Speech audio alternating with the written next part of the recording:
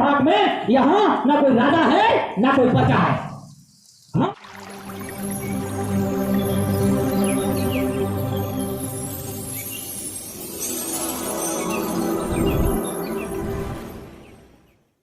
मेरा नाम जंगसा कोया है। मैं पारंपरिक आदिवासी महासभा कोट भूमकाल सरगुजा के जन संयोजक के रूप में कार्यरत हूं और हम लोगों ने यहाँ 37 गढ़ सभाओं का गठन किया पूरे सरगुजा संभाग में।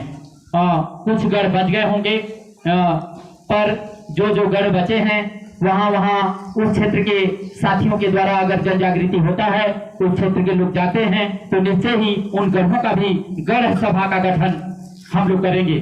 साथियों, गढ़ सभा का गठन करने के साथ साथ हम लोग 12-12 गांव में 12-12 गांव का एक परगना, हम लोगों का पारंपरिक व्यवस्था जो चलता है, उस पारंपरिक व्यवस्था में 12-12 गांव का एक परगना न्याय सभा का भी गठन होना है। आप लोगों को पता होगा कि ये अनुसूचित क्षेत्र है, 244A का क्षेत्र है। तो इस क्षेत्र में जो पारंपरिक ग्राम सभा, हमारी जो ग्राम सभा जो जिन समस्याओं का समाधान नहीं कर पाएगा, वो 12 गांव के पैगा भूमका माझी मुखिया वासी रघुरी प्रधान ढोल पटेल और गांव के सदस्य मिलकर के उस समस्या का समाधान करने के लिए कदम उठाएंगे। हम लोगों को, आप लोग तो जानते हैं कि 244 के तहत पूर्ण स्वशासन करने का अधिकार प्राप्त है। तो स्वशासन, प्रबंधन और नियंत्रण का अधिकार हमारे हाथ में होना है। पर हम लोग आज कहीं ना कहीं बिछड़ते जा रहे हैं। हम अपनी पारंपरिक व्यवस्था की ओर न जाकर के हम केंद्र सरकार, राज्य सरकार की जो बनाए जो नीतियां हैं, जो व्यवस्था है, उन व्यवस्थाओं में दबते हुए हम लोग जा रहे हैं। उनके व्यवस्थाओं को मानने के लिए मजबूर हो रहे हैं। पर हम लोगों को पारंपरिक, हमारे पूर्वजों की पारंपरिक जो व्यवस्था है, वो पारंपरिक व्यवस्था में पारंपरिक ग्राम सभा होता है, उसके ऊपर परगना न्याय सभा होता है, उसके ऊपर गढ़ सभा होता है, उसके ऊपर कोट सभा होता है। साथियों, तो सुरगुजा कोट बोलते हैं और सुरगुजा कोट, टेकमेढ़ी कोट, अमूल कोट, इस तरह से कोटगढ़ व्यवस्था चलता था। तो उस व्यवस्था को हम कहीं न कहीं पुनर्जागरण यानी पुनर्स्थापित करना चाहते हैं, क्योंकि जब हम अपने पूर्वों का व्यवस्था को यदि संचालित नहीं करेंगे तो हमको लगता है कि कहीं न कहीं हम अपने प्रकृति के सत्य मार्ग से भटकते जा रहे हैं। और प्रकृति के सत्य मार्ग से भटक रहे हैं तो कहीं ना कहीं हम लोगों को दिखता है, ये नजर आता है कि हम कोई दूसरे के नीति नियम को जैसे ही हम लोग स्वीकार करते हैं और मान लेते हैं, तो हम लोगों को हमारा इतिहास नजर आता है। तो इतिहास की ओर हम लोग जो है जब झांक करके देखते हैं साथियों, तो हमारे, आप लोगों को पता होगा कि गढ़मंडला के जो राजा और महाराजा, जो मारावी राजा हुए, गढ़मंडला आप लोग सुने होंगे, जो जबलपुर के बगल में मंडलागढ़ होता है। और मंडलागढ़ में जो राजा और महाराजा हुए, दोनों बापों बेटा का इतिहास, और रानी, उनकी जो महारानी दुर्गावती है, उनका हिस्ट्री हम लोगों के सामने में दुनिया में पेश होता है। हम लोग आज उदाहरण के बतौर हम लोग उन्हीं को बताते हैं, क्योंकि उनका हिस्ट्री आप लोग इतिहास में सुने होंगे कि किसी को भी तोप के मुंह में बांध करके नहीं उड़ाया गया, लेकिन रघुनाथ शाह और शंकर शाह, दो बापों बेटा ऐसे हुए जिन लोगों को तोप के मुंह में बांध करके उड़ाया गया है, चिथड़ा कर दिया गया। वो क्यों किया गया, ये सवाल सामने आता है। और आप लोगों का जो हम लोग 244A की बात करते हैं, आंशिक क्षेत्र और आंशिक वर्गीय क्षेत्र, यानी 244A की जो हम बात करते हैं, 5वीं अनुसूची और 6वीं अनुसूची की बात करते हैं, और हम लोग उसके पहले आंशिक क्षेत्र और आंशिक वर्गीय क्षेत्र, उसी को 5वीं अनुसूची और 6वीं अनुसूची, हम लोगों को जो हमारे सभी जीव जंतु, मतलब हम लोग वर्ण व्यवस्था मानने वाले नहीं, हम लोग गण व्यवस्था मानने वाले लोग हैं। हमारी वैदिक धर्म संस्कृति नहीं, बल्कि हम लोगों का सांस्कृतिक जो है, जो रूढ़ी प्रथा है, जो हमारे पूर्वजों द्वारा जो सिद्ध किया हुआ जो रूढ़ी प्रथा है, उस रूढ़ी प्रथा के मुताबिक हम लोग शासित और संस्कारित होते हैं। और रूढ़ी प्रथा में हमारा प्रथम पुजारी बैगा ही होता है। आज हम लोग इन बैगाओं को नहीं बुलाए हैं यहाँ, क्योंकि कोई भी कार्यक्रम होता है हम लोगों का तो बिना बैगा का हम लोग शुरुआत नहीं करते हैं। बैगा से पहले पूजा पाठ चलता है, कोई भी आप लोग देखे होंगे। आप भी रोपा का प्रचलन चालू है, तो रोपा में भी जब तक जो है ना बैगा बांध नहीं खोचेगा, है ना, उसका पूजा पाठ नहीं करेगा तो कोई जो ना रोपा नहीं लगता है। पहले धान जो है ना बोने के पहले आप लोगों का हिस्ट्री सामने आएगा कि जब तक हमारे यहाँ कठोरी नहीं होता है ना, गांव गांव में देवगुड़ी महादेव का स्थापना है और वहां कठोरी नहीं होगा तो कठोरी बिना किए बिना कोई जो है ना मुठ नहीं लेगा। धान जो है ना धरती में डालेंगे नहीं, कोई भी बीज नहीं डालेंगे। कब डालेंगे? जब हम लोग कठोरी मनाएंगे गांव गांव में। इससे साबित होता है कि कुछ भी करने के पहले आदिवासी लोग जो है ना अपनी ये जो जिम्मेदारी निभाई है, देवगुड़ी महादेव है उनसे परमिशन लेते हैं, ये प्रकृति शक्ति से परमिशन लेते हैं, उसके बाद ही कोई आगे कार्य करते हैं। इसीलिए हम लोगों ने भी इन देवी देवताओं का, जिन देवी देवताओं के भरोसे हम लोग चलते हैं, उनका हम लोगों ने सेवा जोहार किया। पर अब हमें इस तरह से जब हम लोग कार्यक्रम करने जा रहे हैं गांव गांव में, जब हमारे आदिवासी समुदाय संगठित तो हुए और संगठन शक्ति का प्रदर्शन भी किए। साथियों, आप लोगों को पता है अकेले में फटी है लेकिन संगठन में ही शक्ति है। तो अकेले में आदमी कुछ भी नहीं कर पाता है, लेकिन संगठन में बहुत शक्ति है। इसलिए संगठन के दम पर हम लोग बड़ी बड़ी ताकतों को हम समझी भी दे सकते हैं। जो हमारे खास करके अमूल्य खजाना जो है, वो जल जंगल जमीन है, वो जल जंगल जमीन से ही पूरा दुनिया के जितने भी जो लड़ाई देश में जो चल रहा है, वो कहीं न कहीं जल जंगल और जमीन से ही जुड़ा हुआ। यानी हम लोग आप लोग देखे होंगे कि इसके पहले भी जब हमारा कानून नहीं बना था, हमारे पक्ष में नियम कानून कुछ था नहीं, उस समय से आदिवासी और उसी समय से नहीं, हमें इतिहास गवाह दिखाते हैं देता है कि हमने जिन सूरवीरों का नाम हम लोगों ने, जो राजा महाराजाओं का नाम जो हम लोग जो है आज जो बोल रहे हैं, नाम ले रहे हैं, मतलब रघुनाथ शाह, शंकर शाह, गढ़मंडला के राजा और महाराजाओं का नाम हम लोगों ने लिया। इधर सिद्धू कानू, झारखंड में सिद्धू कानू का नाम आता है, बिरसा मुंडा का भी नाम आता है, धरती आबा बिरसा मुंडा धरती का भगवान वे साबित होते हैं। हमारे यहाँ भी इस सरगुजा की धरती में भी हमारे लड़ाकू इधर स्वतंत्रता संग्राम सेनानी कई रहे हैं, जिसमें अंबिकापुर के माझीराम गोंड भी मराठी कुल के महान स्वतंत्रता संग्राम सेनानी वो भी रहे हैं, जिनके जमीन से उनके नतीन भी आपके सामने में आज आई हैं। आकृति सिंह हैं उनके नतीन, और हमारे जो लागू किसान बिगुर बनिया ऐसा बोलते हैं, वो इधर ही सांगरी पाठ तरफ के रहे हैं।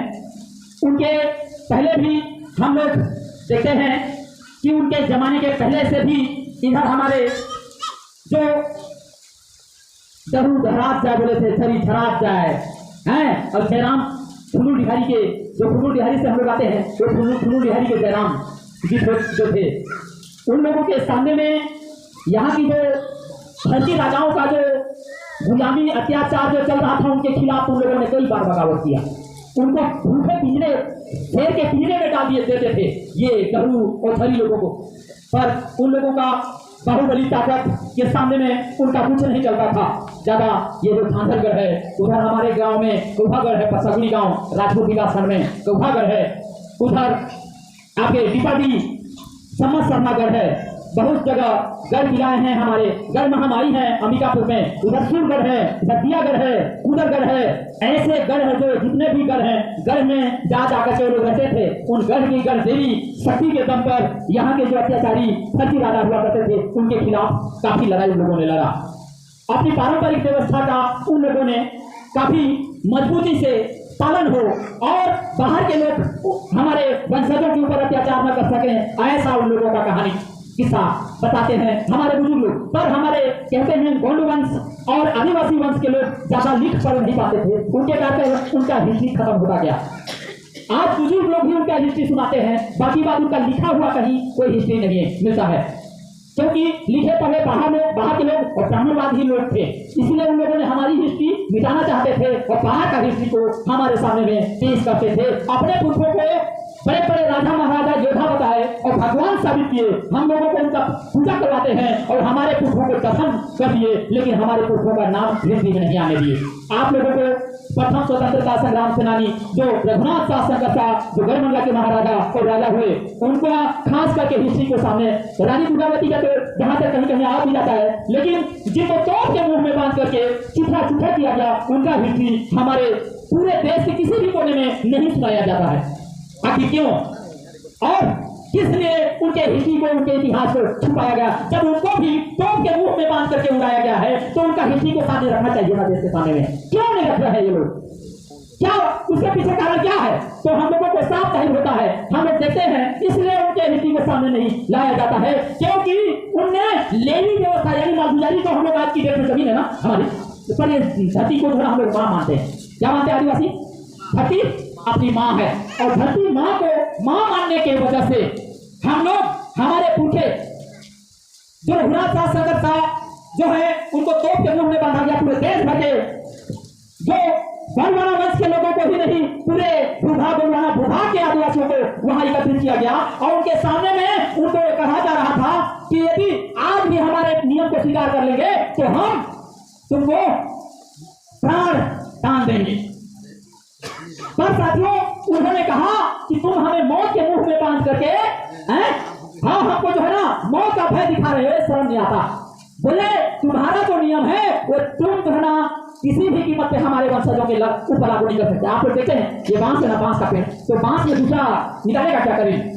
वो तो बांस निकालेगा ना। तो बोले कि हम रघुनाथ साहब और शंकर साहब दोनों बापों बेटा आप लोगों को ये बताना चाहते हैं कि बांस के भूसा में जो है ना बांसे करी निकाली, दूसरा नहीं निकाले। दरअसल आप लोग जो है ना दुनिया दूसरे देशों में जाते हो तो दूसरे देश में वहां राजा भी है और वहां प्रजा भी है, ऐसा बोलते थे। लेकिन हमारे यहाँ गोंडवाना भूभाग में यहाँ न कोई राजा है न कोई प्रजा है।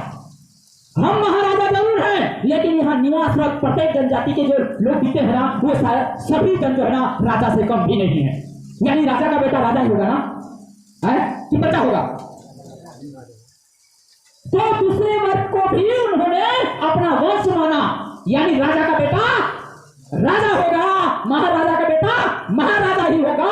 तो उनके सामने में प्रजा नहीं है। बोले पूरे देश में गोंडवाना भूभाग में यहाँ यदि हम महाराजा हैं बोले तो गांव गांव में प्रत्येक जनजाति राजा से कम भी नहीं है। जब महाराजा तुम्हारे नीति को स्वीकार नहीं करेगा तो ये राजा लोग क्या खाक स्वीकार करेंगे? यदि तुम यहाँ के लेवी के बारे में कहते हो, जमीन को की मालगुजारी के बारे में कहते हो, तो ऊंचे मैदान में तुम जीतोगे तुम्हारा राज और हम जीतेंगे हमारा राज का ऐलान किया। साथियों, इस तरह से हमारे पुरखे चुनौती देते हुए बड़ी बड़ी ताकतों को दिखे और उनके जीते जी गुलामी को स्वीकार नहीं किया। और बताऊं कि अंतिम समय में बोले कि तुम्हारा अंतिम इच्छा क्या है? आज भी जिनको फांसी दी जाती है, जिनको मौत की सजा दिया जाता है, तो उससे पहले उनकी अंतिम इच्छा पूछा जाता है कि नहीं? और उसको पूरा करने के लिए सरकार बात है कि नहीं? जो भी मौत के घाट उतारेगा बात है ना। तो उसी तरह से हमारे जो रघुनाथ साहब, शंकर साहब, जो गढ़मंडला के जो महाराजा और राजा हुए, उनका जो अंतिम इच्छा था, वो अंतिम इच्छा क्या कहते हैं? हे धरती दाई, हे जमींदारी दाई, ऐसे ऐसे लाल बेटा पैदा कर कि मानव मनुष्य के बनाए गुलामी के फंदों को काट काट के फेंके। अर्थात हे दाई, ऐसे शक्ति प्रदान कर कि इनके बनाए गुलामी के फंदा हमारे वंशजों के ऊपर लागू नहीं होगा। ये हमारी अंतिम इच्छा है। साथियों, इस तरह से पर क्या बोल रहे थे? वो बोल ये रहे थे कि सिर्फ हमारे नियम को स्वीकार कर लो। गोंडवाना राज के पूरे विश्व में चर्चित था उस समय में। कोई ऊंच नीच भेदभाव कहीं नहीं दिखता था। सारे समुदाय एक साथ एक दूसरे का सहयोग करते हुए समुद्र की लहर की तरह आगे बढ़ रहे थे। सोने की सिक्का चलती थी उनके जमाने में।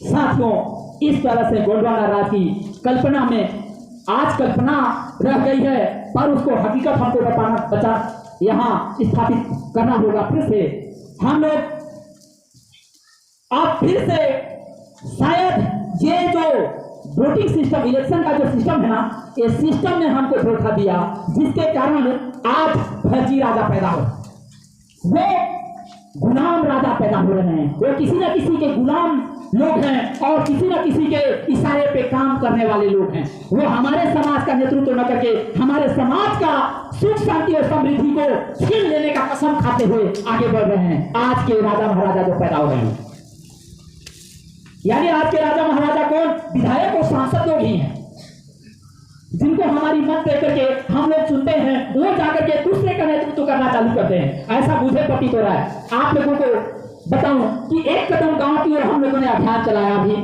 हम लोग ये चाह रहे थे कि इतना सालों का संघर्ष, यानी पेशा कानून बनने कितना साल हो गया, 25 साल पूरा हो, यानी तो 24 दिसंबर 1996 को पेशा कानून बना था। उसके पहले बस्तर वासियों ने 1989 में कोटी नदी संगम गांव में पूरे देश भर के आदिवासियों को इकट्ठा करके और वहां के पानी को अपने हथेली में लेकर के और संकल्प लिया था। संकल्प में क्या था, मावा नाटे मावा राज। उसका अर्थ क्या है, यहाँ हमारे गांव में हमारा राज। आइए, मावा नाटे मावा राज अर्थात हमारे गांव में हमारा राज का संदेश पूरे देश भर के लिए उन्होंने संदेश दिया था कि ये बात अपने अपने गांव में गांव गणराज्य शिलालेख के रूप में कोई स्थापना किया जाए। हर गांव में एक गणराज्य होगा और गणराज्य में सबसे ऊंची ग्राम सभा होगा। आप लोग सुनते होंगे, हम लोग कहीं कहीं पर स्पष्ट किए हैं, कहीं कहीं सभा सम्मेलनों में हम लोग उस बात को बोलते हैं। यानी अभी आप लोगों के सामने में 2 सवाल हम लोग करेंगे। आप लोग बताइए कि आपके घर में यदि आप राजा हैं, चाहे आप मालिक हैं, और मालिक के घर में बताइए, मालिक अगर नौकर रखा है अपने घर में, तो मालिक का राज चलेगा कि नौकर का राज? मालिक का राज चलेगा। लेकिन आप लोगों से पूछा जा रहा है कि 1 तारीख को हर माह में 1 तारीख को तनख्वाह लेने वाला, चाहे छोटे से छोटे कर्मचारी क्यों ना, चपरासी क्यों ना, लेकिन 1 तारीख को तनख्वाह लेने वाला वो कौन है, मालिक है कि नौकर है? नौकर है। तो यहां से लेकर के देखिए कि राष्ट्रपति पद तक, राष्ट्रपति पद जो है ना सबसे बड़ा होता है, तो राष्ट्रपति भी क्या है, नौकर है। तो आज तक जो है ना क्या होता रहा, किसका आदेश का पालन होता रहा? नौकरों का आदेश का पालन। क्यों? सवाल कैसे खड़ा नहीं हो रहा है कि मालिक के घर में नौकर का राज चलेगा कि नौकर के घर में मालिक का राज चलेगा? पेशा देखिए, पेशा दिल्ली को देख करके पेशा नहीं आया